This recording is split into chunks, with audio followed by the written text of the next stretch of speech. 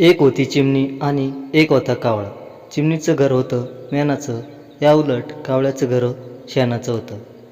एक दिवस काय झालं, आकाशात मोठे मोठे काळे ढग आले. सोसाट्याचा वारा सुटला, टपटप पाऊस पडू लागला आणि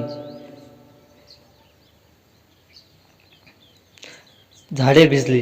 जमिनीवरून धो धो पाऊस व्हायला लागला. कावळ्याचं घर होतं शेणाचं, ते गेले पाण्यात वाहून. कावळा काकडला, आता कुठे जावं बरं. एवढ्यात त्याला आठवलं, चिमणीचं घर आहे शेजारीच. मग कावळा आला चिमणीकडे.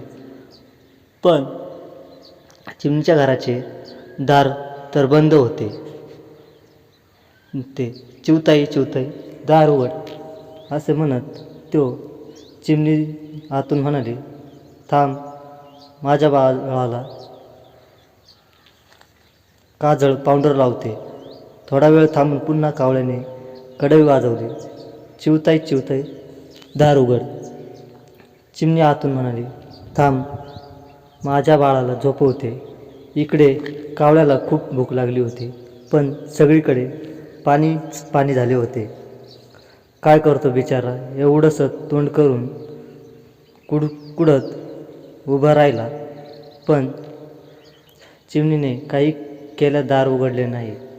चिमणीचे सगळे काम आटोपले तरी जरा निवांत झाली आणि तेव्हा तिच्या लक्षात आलं की अरेच्छा, आपण अजून कावळ्यासाठी दारच उघडले नाही.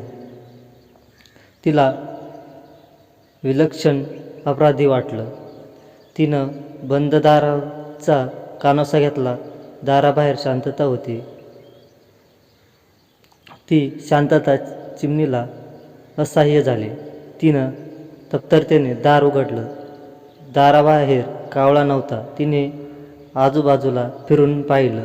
कावळा कुठेही नव्हता. गेला असेल कुठेतरी, असे परत तिने स्वतःच्या मनाची समजूत काढली.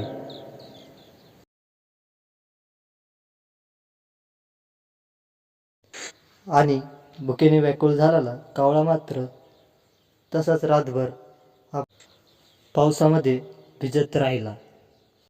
अशा प्रकारे चिमणा आणि कावळ्याची गोष्ट या ठिकाणी पूर्ण झाली. तर मित्रांनो, चॅनलला सबस्क्राईब करा.